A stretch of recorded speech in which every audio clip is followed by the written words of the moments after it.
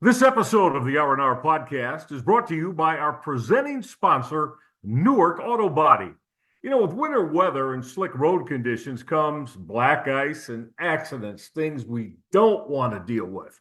And if you've been in an accident and your car needs a little TLC, we're letting you know you need to look no further than Newark Auto Body and Zanesville Auto Body. They're safe, they're reliable, collision repairs is their business, and they do it like no other. Newark Auto Body and Zanesville Auto Body is a local, family-run, and veteran-owned business. It serves Newark, Zanesville, and the surrounding areas. And guess what? They work with all insurance providers to make your experience hassle-free, and you can't beat that. And check this out. If you're a U.S. military veteran, even better. Ask about their special discounts for vets right at the shop, and they'll be happy to help you. Now, look, we know it can be very hard to find a trustworthy car mechanic. However, we've got the answer for you because the people over at Newark Auto Body and Zanesville Auto Body, they've got you covered in every way possible. They care for you first, and they make sure they keep you safe and back on the road. Do a favor for us. Visit them today at autobodyofnewark.com and autobodyofzanesville.com. I'm going to give you that again. At autobodyofnewark.com and autobodyofzanesville.com, and they'll get your repair started right away. Our one-car gold class team of skilled collision repair technicians will make your vehicle like new again. No doubt about it. We'll add links in our show notes and tell them that Press Play sent you. Part of the Press Play Podcast Network.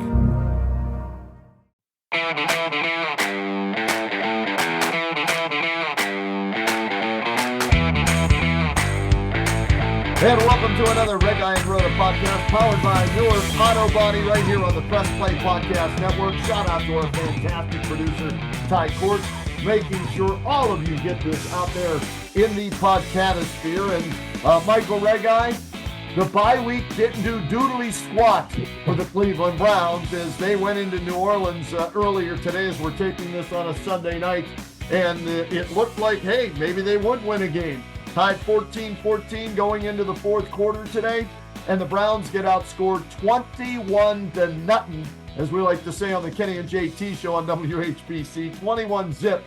And they lose to the Saints 35-14. And Michael, I don't know how we can explain much more of this other than they're a very bad football team. They're that, and they are bordering on unwatchable. Yes. And I mean that with every ounce of strength I have in me. This doesn't work. It looks absolutely awful. And all week long you hear all of the rhetoric out of Berea that we're not giving up. We're going to play hard, play it out.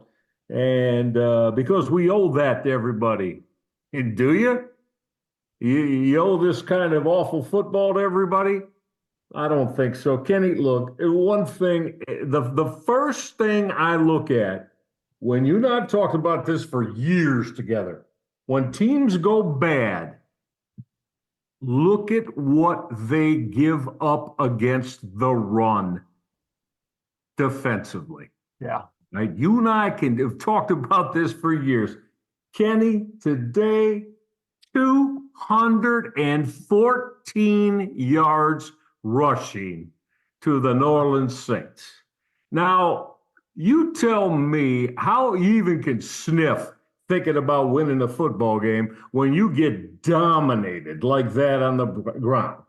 Gave up 214 yards rushing. They countered that, Ken, by running themselves for a whopping total of 66 yards on the ground. So look at that disparity. To me, that tells you everything you need to know. Jameis Winston, he's back in New Orleans where he played before, and he's just throwing it up at will. 46 pass attempts today. Yeah, he threw for 395 yards and a couple of TDs, but again, Ken, they just got destroyed by New Orleans, and it's getting more and more to the point that you wonder what's it going to take to work themselves out of this. And back to the point that this is a potential. And Ken, this is coming off a year and they're a playoff team. Right. I mean, what? Where? Go figure. This shouldn't be happening. This just shouldn't be happening like this. Michael, if you would have told me before the game the Saints were going to run for 214 yards, I would have said, damn, Alvin Kamara had a huge game, man. They must have fed him the ball 20, 25 times, and he ran for like $160 or something like that. It wasn't Alvin Kamara. It was Taysom Hill, the Swiss Army knife, who runs it, throws it, catches it, returns it. He's the old Gordy Lockbaum or whatever his name was from Holy Cross back in the day, collegiately when he made it to New York as a Heisman finalist, doing a little bit of everything. Taysom Hill did 7 carries, 138 yards, 3 rushing touchdowns. He threw for 18 yards. He caught 8 balls for 50 yards and had a kickoff return for 42. He was there were 2 offensive players you had to worry about for the Saints today because all their receivers are hurt and their tight ends stink, right? Yep. It was Kamara and it was Hill. And you let both of those guys do the damage that they needed to do to beat you today, 35-14, but more so Taysom Hill with 138 yards rushing on just 7 carries. That means he averaged basically 20 yards a carry every time he ran the football. Yeah, that's right. And again, you allow 214 yards on the ground, and you counter that. And hey, he threw for 259 yards on top of it. So, you're looking at a close to 500 yard day total offense, Kenny, for the New Orleans Saints against the Browns. And now I just really don't want to hear a lot from Kevin Stefanski because I don't know about you, buddy, but to me, this is all starting to ring hollow. Whatever the hell that's said, between this week during the week about how this football team, they have trust and confidence in them, that they're going to continue to battle it. Well, you know what? No, at 2-8. And Kenny, they've still got 7 more football games to play. And it's just not going to get better. It's not. Michael, I'm looking at the schedule. Short week this week, too. Thursday night at home against the Steelers. Now, the Steelers, maybe I'm going to have to eat my words by the end of the season, but I'm still holding out and waiting till they play all 17 games. But they beat the Ravens today 18-16 without scoring a single touchdown to improve to 8-2 on the year, and they're all alone by a game and a half in first place. Normally, I'd say, hey, Browns are catching the Steelers after a hard-fought battle on a short week, advantage Browns. But after watching the Browns today, you can't say advantage Browns the rest of the year. Oh, no. Based on what? Yeah. The things they get run on at will. And again, now, look, we can see what's going on here. And I understand it. I get it. But Jameis is going to look to, he's going to be putting it up close to 50 times each game. Like we said, 46 times today. That's what this has come to. They're a football team. They can't stop the run, and they don't run it real well themselves anymore. So that is a recipe for disaster, virtually at any level of football, but certainly in the National Football League. And it's, like I said, Kenny, anything they want to tell me during the week rings real hollow now because I'm not buying it. I'm not buying it that this is, you shouldn't have this type of fall off. You just shouldn't. Not coming off a playoff year. You just shouldn't. And don't tell me about the damn quarterback situation. That's not the only thing that, again, has caused issues with this football team this year. Reg, they won the turnover battle today. If you would have told me before the game, Jameis Winston was going to throw for 395 and 2 touchdowns without an interception, okay? You're going to win the turnover battle 2-0 against the Saints in New Orleans. I'd have said, you know what? Browns, eked one out. They got a victory. And yet, here they are losing by 3 touchdowns, getting outscored 21-0 in that fourth quarter when it was a 14-all game. And then, Michael, there were signs of players quitting in that fourth quarter, too, on defense. As Taysom Hill, 75 yards on that 1 touchdown run, I think it was.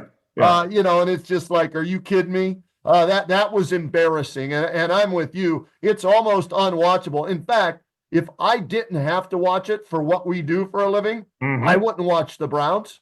Yep. Hell no. No way I'm watching the Browns unless I have to for the Kenny and JT show on WHBC and the R&R podcast here on the Press Play Podcast Network. That, as you said earlier, and you nailed it, my partner, it's unwatchable at this point.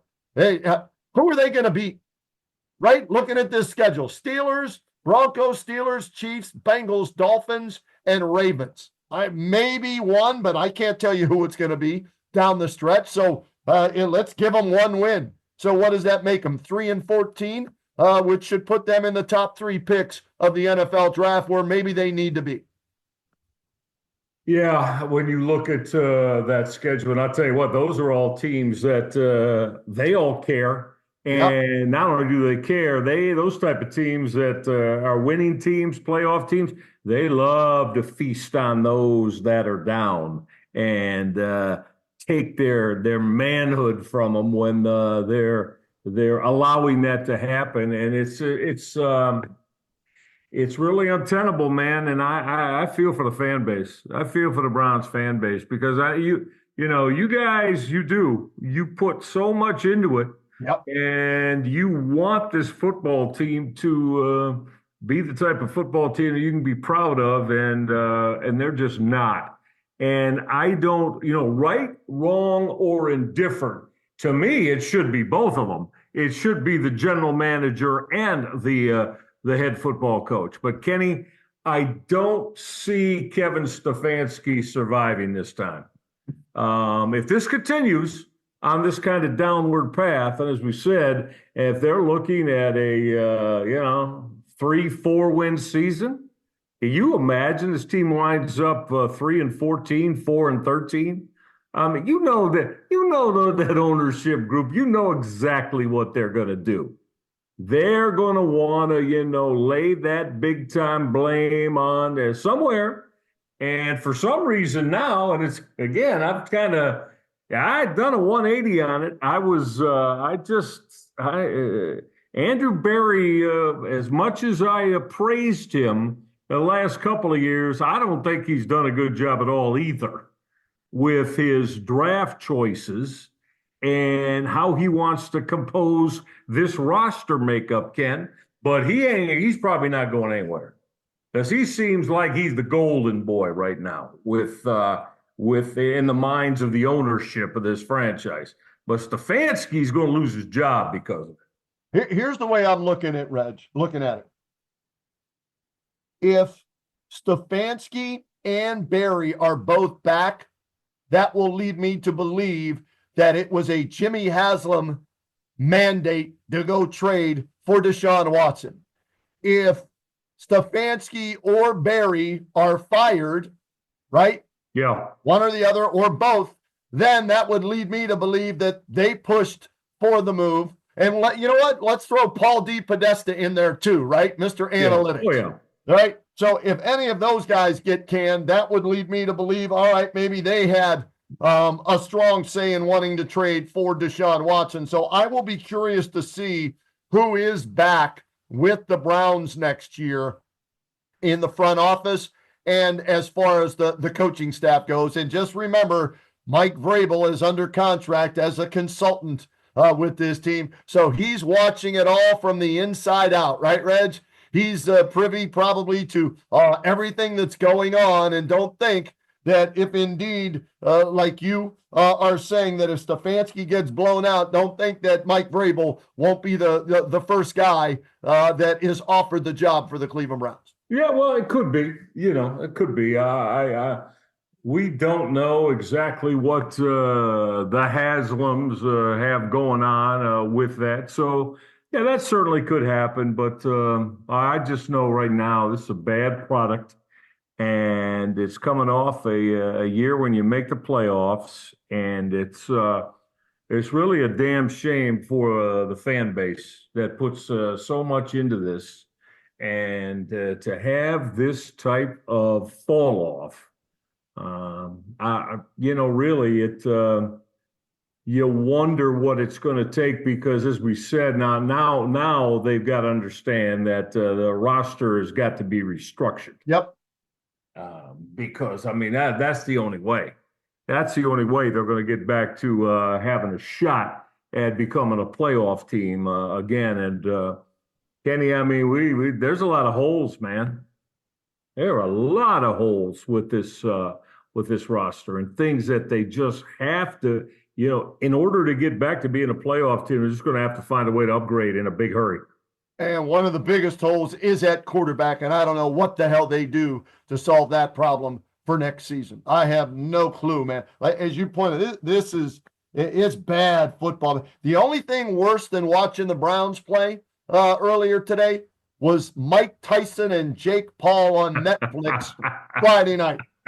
58-year-old Mike Tyson looking like he was about 68 years old. I ain't going to tell him that to his face, but that's what I watched on Netflix, and I watched Jake Paul carry him to the bank for $20 million for Tyson and $40 million for Paul, as those guys cashed in. And hey, thank goodness I already had Netflix and I didn't have to pay for that, because I'd have been pissed off, just like Browns fans are pissed off, with making the trip to New Orleans today, because there were a lot of Browns fans there.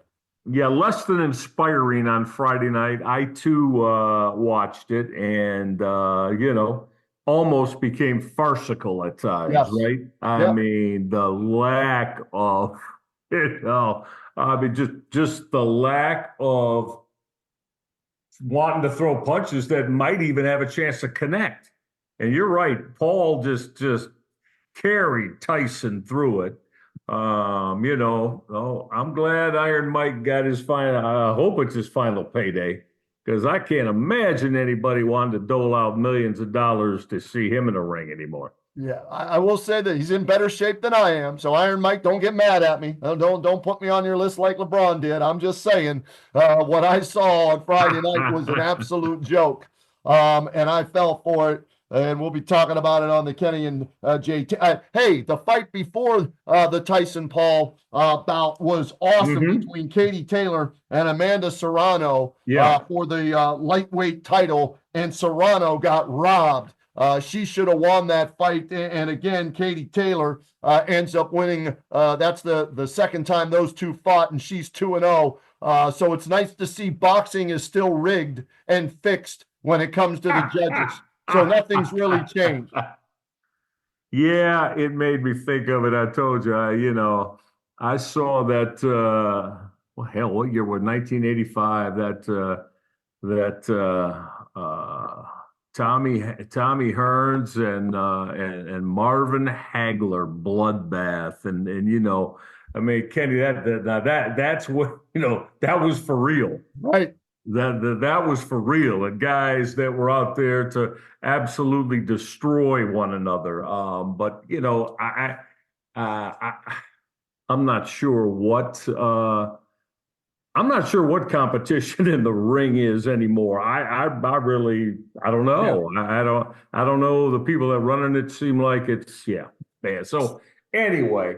72,000 people showed up for it, Reg, at AT&T Stadium, Jerry World. So Jake Paul and Mike Tyson are laughing all the way to the bank, and he was a YouTube sensation and a social media influencer, and he's continuing to live the life of luxury, fooling all of us and taking everybody's money. And we'll see what he has in store next if he tries to actually fight a boxer who's his own age and is an actual boxer and not an MMA guy or, somebody else from social media or an NBA player or NFL player or any of that stuff. Yeah, I know. It's and so it goes, right? Yeah. The beat goes on, and money's going into somebody's hands, and a whole lot of it.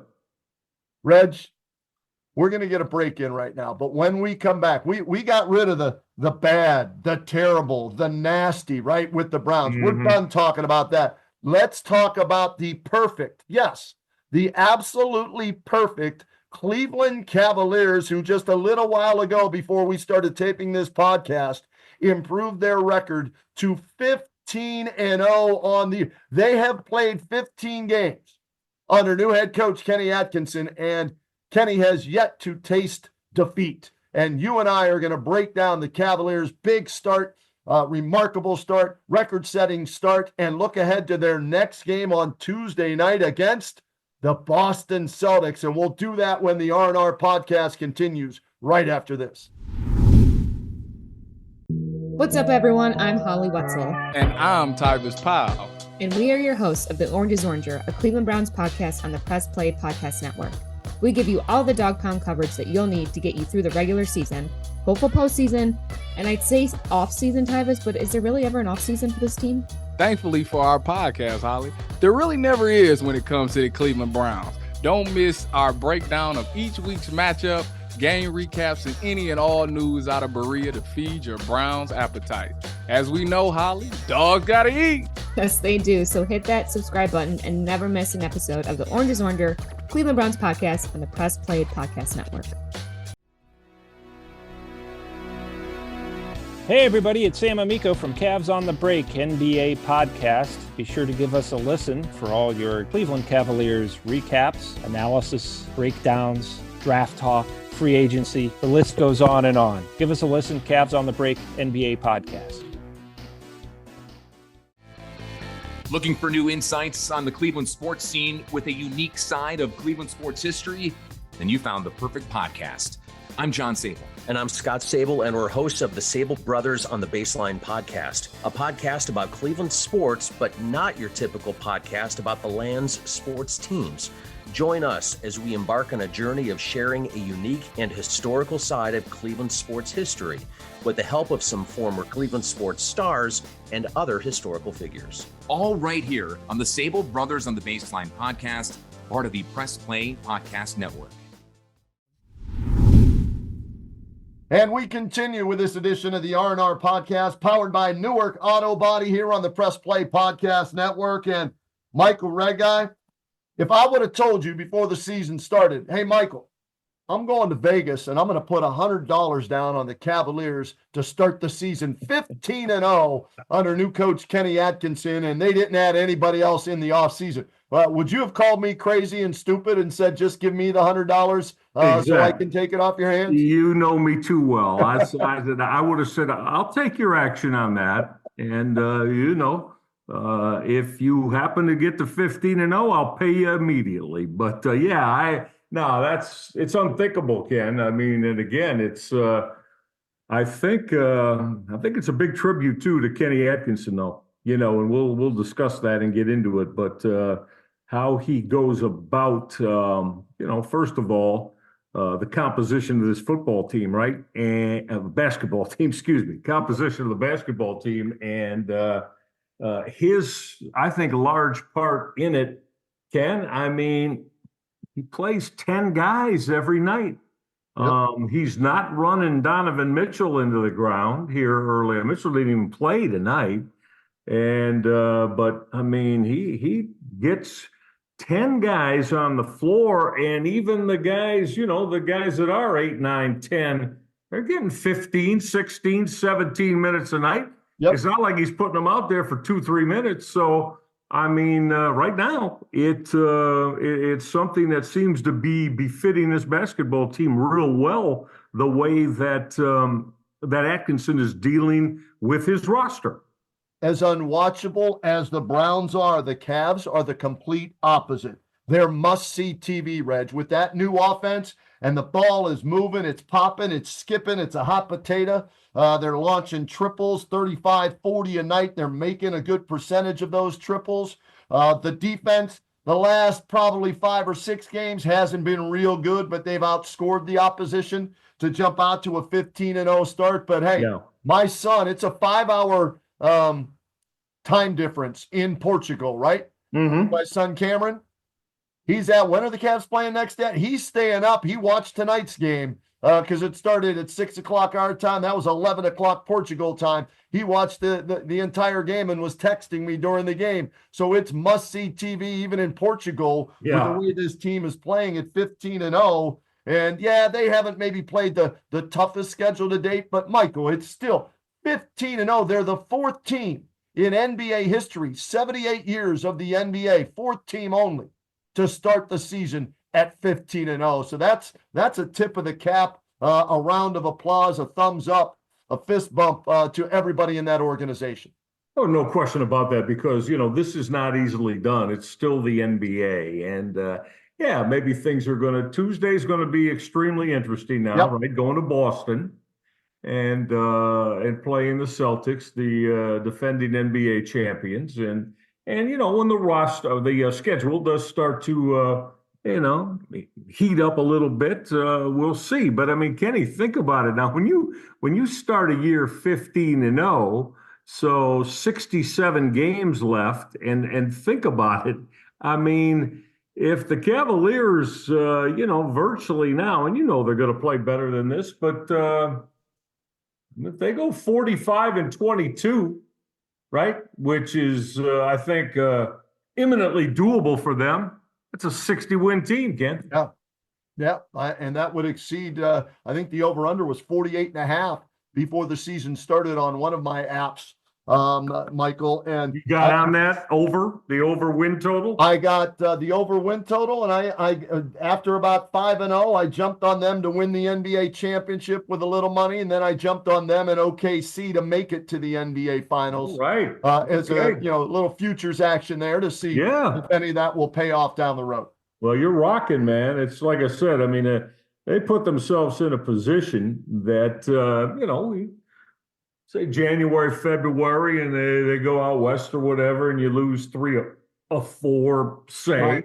Now you build yourself a big cushion for when those, say, small windows of losing 3 of 4, say losing, playing 500 basketball for a 10-game stretch, right, and going 5-5. I mean, they have put themselves in such a strong position that that's not going to have a large negative effect, when that happens. And I would assume it will. It usually does to every NBA team. Although I like the energy they play with every night, Kenny. I mean, and again, this is a team that you don't have to rely on just a couple of guys, right?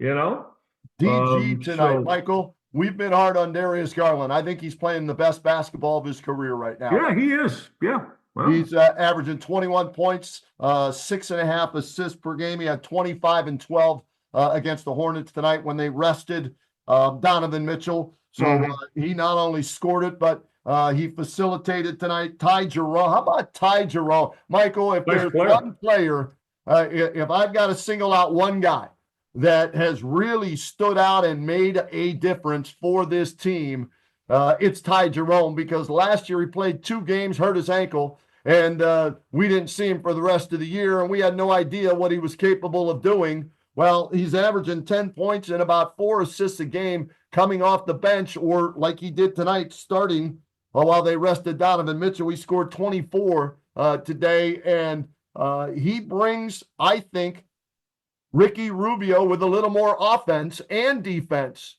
to this team. And Rubio was playing well before he tore his ACL a few years ago, and then he retired from the NBA, and they've been looking for that true backup point guard, and I think they finally have it in Ty Jerome. Well, he's the headliner, to my way of thinking, Kenny, and exactly what we're talking about with Kenny Atkinson. Yeah. I think he wants to let all of them know that, hey, there are going to be nights when I need you at the top of the food chain, that we're going to ride you, we're going to call things for you, and you're going to have an opportunity to, because Atkinson knows. I mean, they're going to well, they didn't even have Mitchell tonight, but there are Right. going to be nights when, Donovan's not shooting the basketball extremely well, or maybe even, those rare nights when Evan Mobley and Jared Allen aren't playing, as well as we are normally accustomed to seeing them. So I think already that Atkinson has established that he has trust and faith in virtually all 10 that he plays the major minutes each night, that if I need to have them ride us, whether that's for a 3 to 5 minute stretch, or like we said tonight with Jerome, or maybe extended through the course of the whole basketball game, that he's going to be one of the guys, our go-to guys. Atkinson feels, you can tell, he's very confident that when he needs to have a guy deliver that guy's going to deliver for him. Yeah, Michael, Mobley's line too. I'll round up on some of these. 18 points a game average on the year, 8.5 rebounds, 2.5 assists, 1.5 blocks, and a steal a game. Mm-hmm. And you see he's more involved in the offense. They're using him somewhat to initiate, and he's stretching his game out little by little, and he's more physical around the hoop. And Michael, I love this tonight.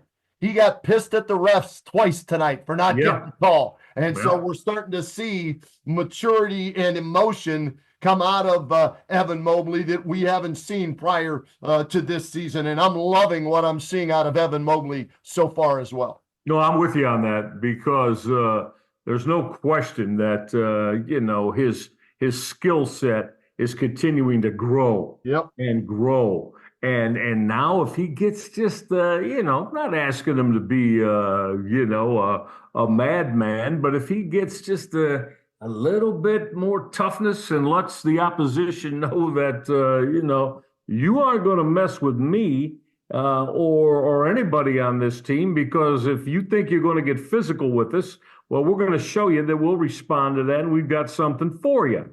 And kind of been waiting for that to show up and catch up with Evan Mobley, and it certainly looks like it is. Yeah, it really is. And I love what I'm seeing too from Jared Allen. He went 21 and 15 today against the Hornets. He's averaging a double-double on the year, 14 and 11. So everybody doing their part, led by Donovan Mitchell at about 25 a game. And Spida, he gets it going when they need him to late in games to close some of these games out. But I like what I'm seeing from DG late in games as well. And this is going to be a fun. Hey, Browns, we watch them because we have to. Cavaliers, I'm going to watch them because I want to, Michael, because they are fun to watch. And I'm looking forward to the rest of this season and seeing how far this team can go. Well, they really are, and you're going to watch them all the time, and I'm looking forward to going down there for a half dozen games or so. This year, and because this got the making, and not just because they're 15-0, it's for all the reasons we talked about. From Kenny Atkinson on down, that this got a chance to be something real special here this year, and let's hope it continues along that path.